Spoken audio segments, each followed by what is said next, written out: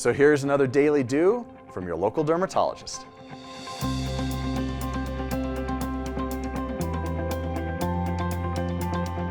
So bedbugs are becoming more and more of a problem because bedbugs are getting smart. They're learning how to deal with all the pesticides that we use to treat them, and they're becoming harder and harder to kill. Now, oftentimes you pick up a bedbug from a bed in a hotel room. And what happens is somebody comes into that bedroom from an infected source, either their own house or another hotel. They sleep in the bed, some of the bugs crawl off of them, and they go into the sheets, and then they eat you at night while you're sleeping. Now, the bed bugs that you get from a hotel room are the same bed bugs that transfer into your house.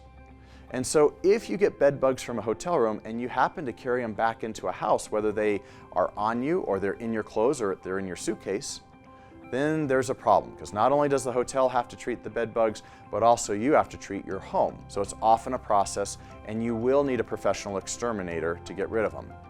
But how do you avoid that in the first place? So there are a couple tips that you can do.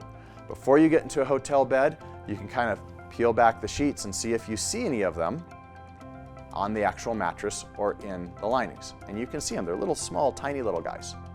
Next thing you can do is you can put your suitcase up on the stand that's usually in a hotel room or on the dresser instead of just leaving it on the ground, because it's harder for the bed bugs to get into your clothing that way.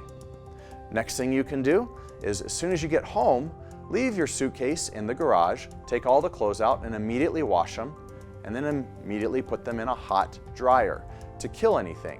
So if you do that after a trip, then chances are you're not going to be transferring those into your house. And if you actually look at your bed before you get into it in a hotel room and you don't see anything, that will help.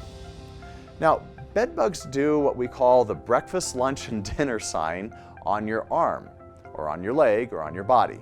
And it's kind of what it sounds like. You have three little dots. It's like they started here with breakfast, and then they had lunch a little bit further up, and then they have dinner. So oftentimes you'll have three little bites in a row, and that's one of the big signs that you have bed bugs.